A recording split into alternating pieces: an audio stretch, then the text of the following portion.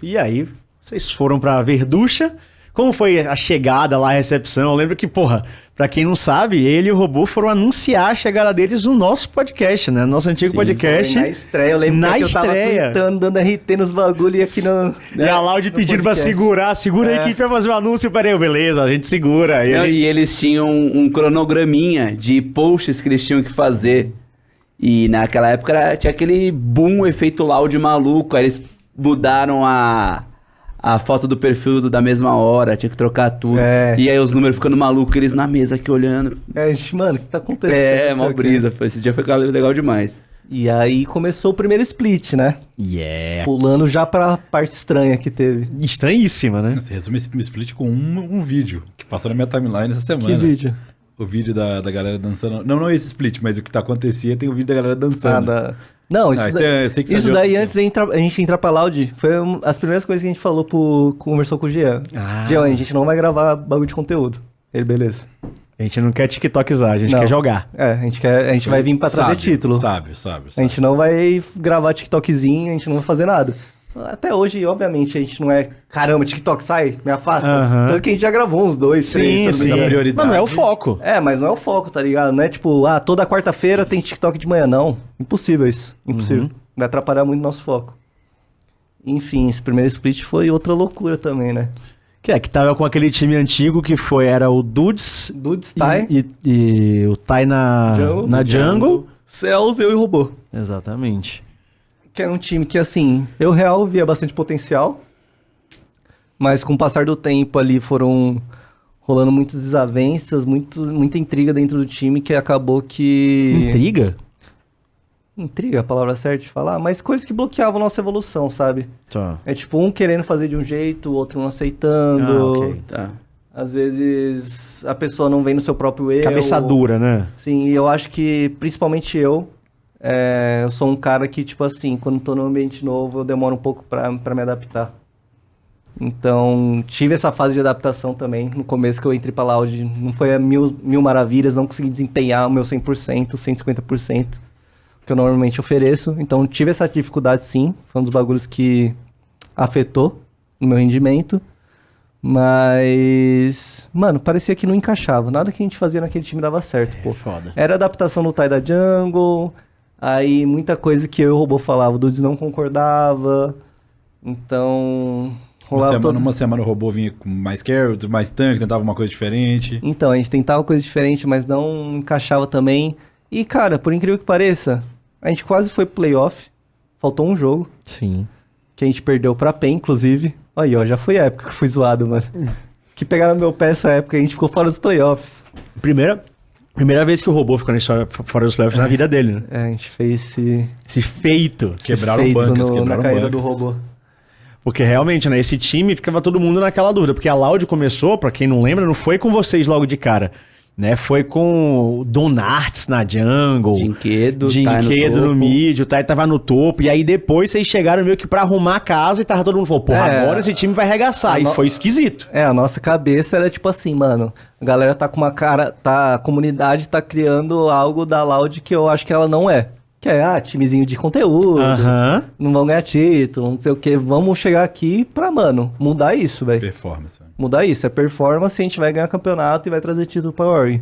Esse é o nosso pensamento, tá ligado? Acima de tudo mesmo. Então, chegar naquele primeiro split e ficar fora dos playoffs foi um grande baque, né?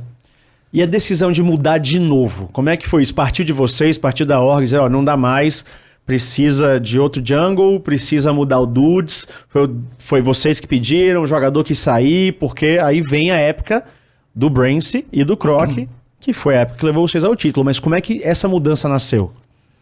Eu acho que depois daquele primeiro split ficou bem óbvio que a gente precisava de mudanças. E a gente viu que fazia mais sentido, acho que veio muito da parte do Jean também. E conversando com a gente, buscando entender mais o cenário e tudo mais, porque querendo ou não era um bagulho novo pra eles estavam 1 ano e meio só no cenário de LoL.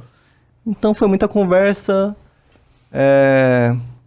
Pro Croc, no caso do Croc, acho que foi um pouquinho mais em cima da hora. Foi nos últimos dias de transferência de janela que ele entrou na Loud. Mas porque vocês demoraram ou porque ele demorou a decidir?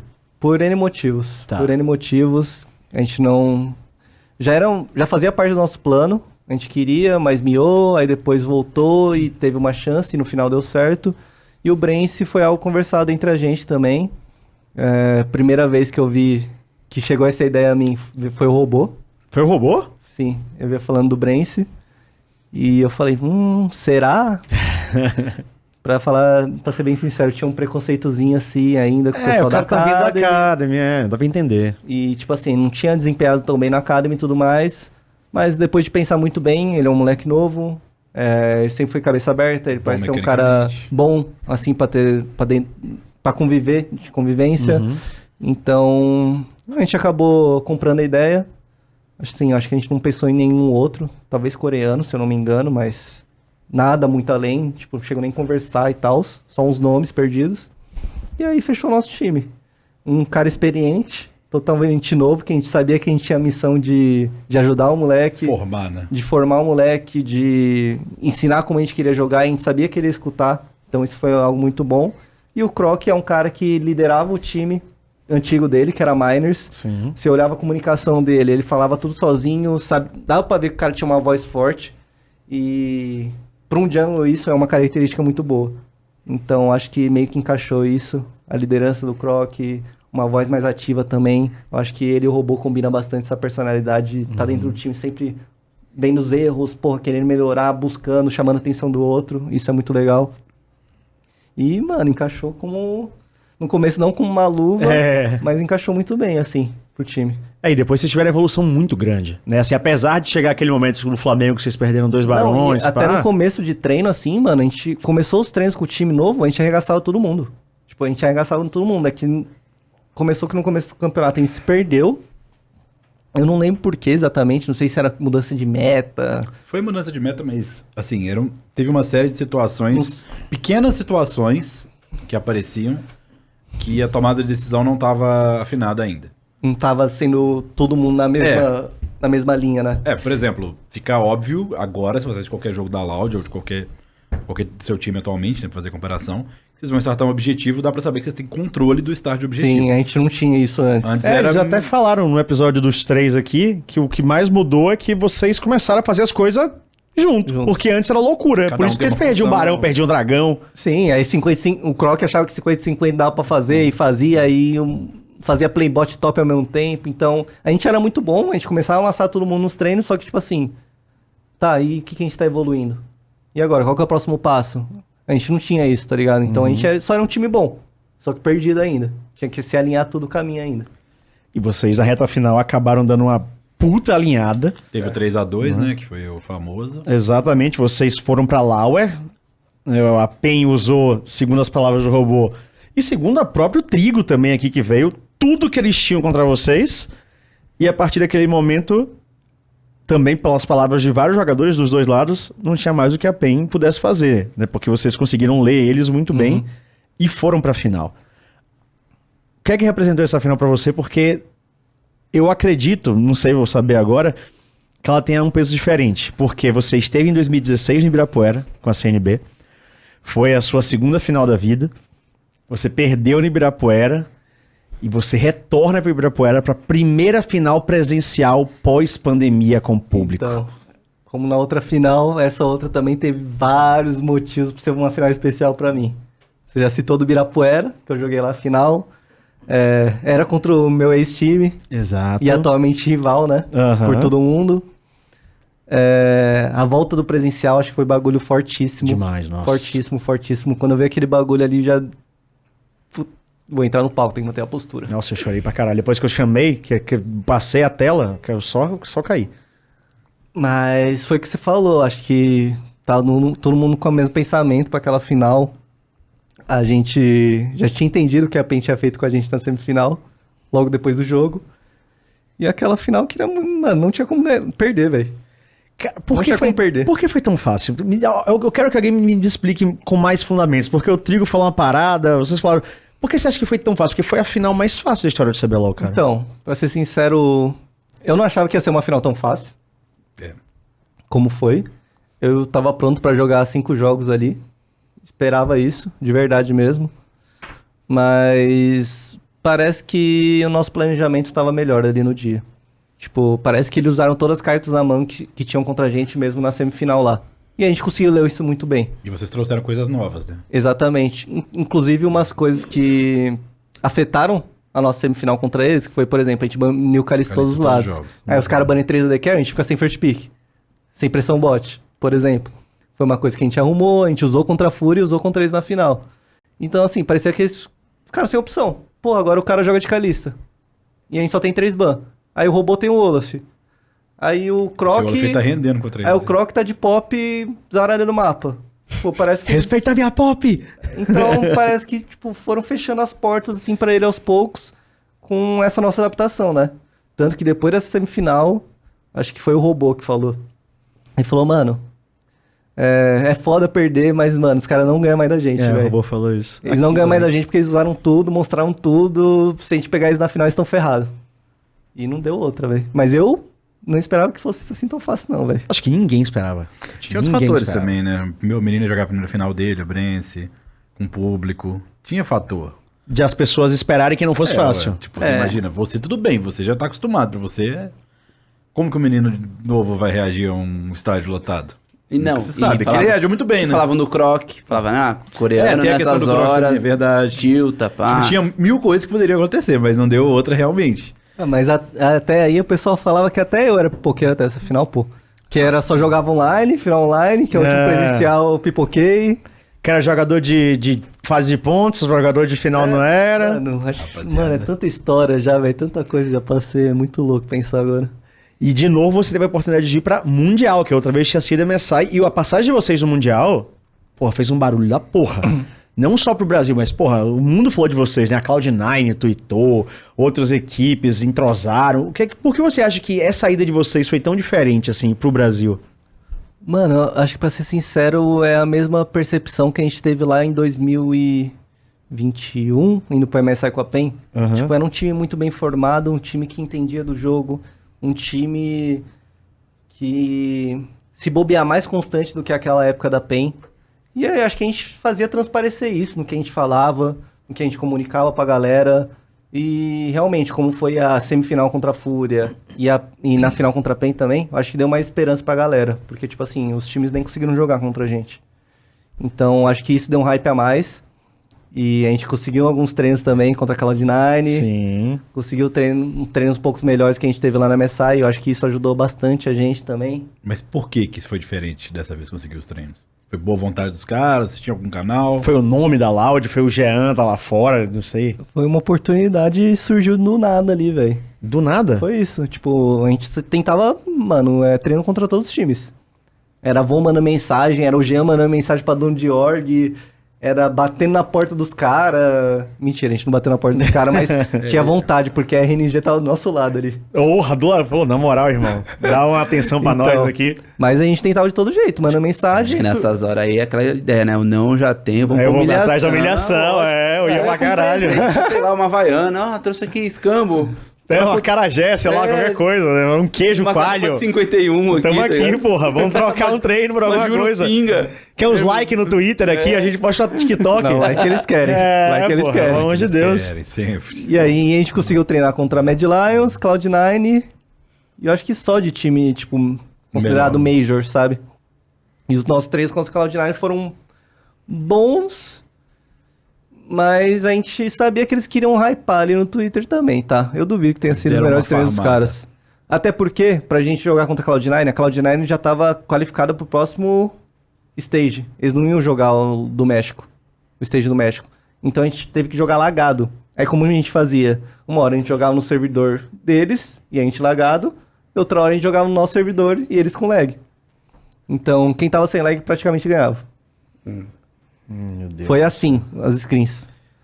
Então, assim, os caras querem falar aquilo no Twitter, eu acho que os caras aumentaram um pouco sim, mas a gente tava num bom nível. Tipo assim. Você acha que aquilo foi numa boa vontade de querer hypar vocês pra galera? Ou era justamente o contrário?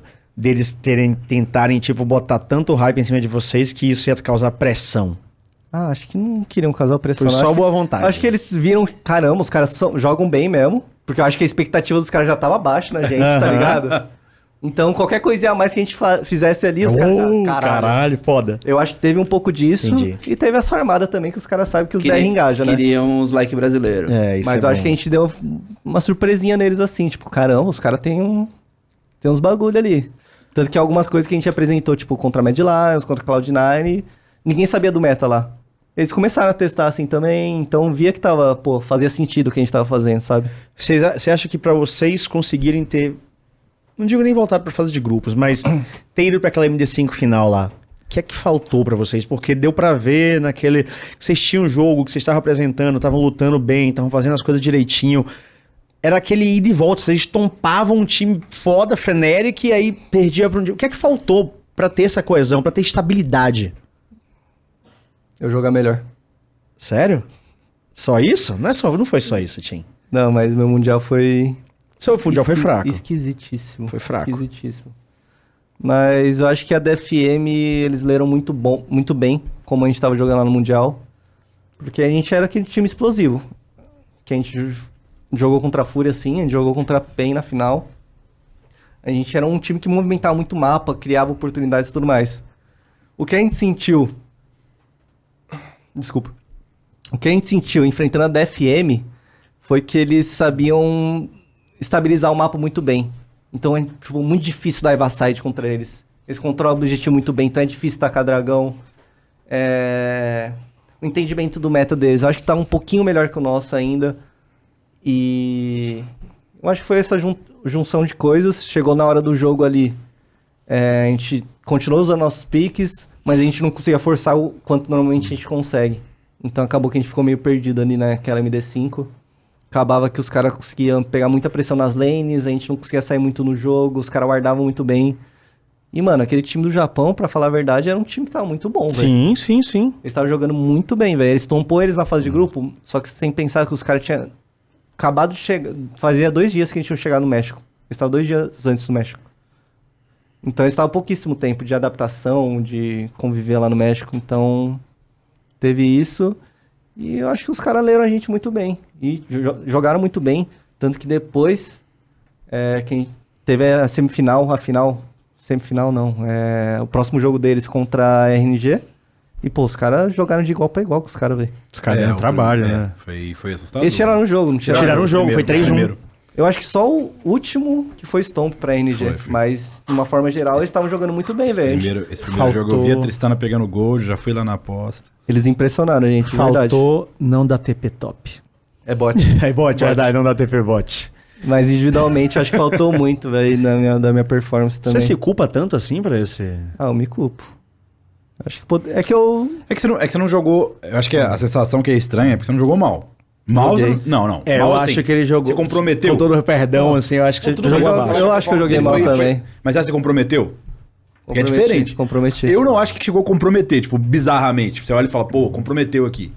Mas que nessa série contra a DFM, pra mim, a jogada que eu não esqueço, que eu falei, pô, dali pra frente eles perderam a série. Foi uma hora que vocês tinham condição de ganhar. Foi os 2 TP atrás. Que o Brence morre no mid. Que eles dão GG depois disso. Pra mim, aquela play era de vocês. Na hora que eu vi a play, eu falei, eles vão virar o jogo aqui. Porque os caras não estavam preparados pro TP atrás, eles iam fechar... Eles estavam de Lissandra, eu acho. Lissandra. Esse jogo eu falei, tava ali... jogando muito bem, inclusive. Então, ali eu falei, pô, agora que a série vira. Os caras vão tomar essa play, eles iam rushar, na minha cabeça, rushar a mid e acabar o jogo. Ia morrer todo mundo. Só que, na verdade, eles capitalizam na play e voltam. Então, eu não tenho essa memória... Tudo bem, você pode ter jogado abaixo do que você espera. Mas eu tenho memória de bons jogos também. Não foi, tipo, tudo ruim. Talvez seja a expectativa ou a média de jogos. Não, bons jogos, claramente, claro que teve, né? É que eu tinha... não tenho essa visão. É que eu tinha objetivo pra mim de fazer um campeonato melhor do que eu fiz no passado. Ainda mais que eu tinha vontade de ter uma oportunidade de jogar lá fora ainda, continua sendo meu sonho. Eu sabia que com aquela atuação lá, pô, não tem como. Não tava no nível, tipo, bom pros caras, tá ligado? Então isso me decepcionou um pouco.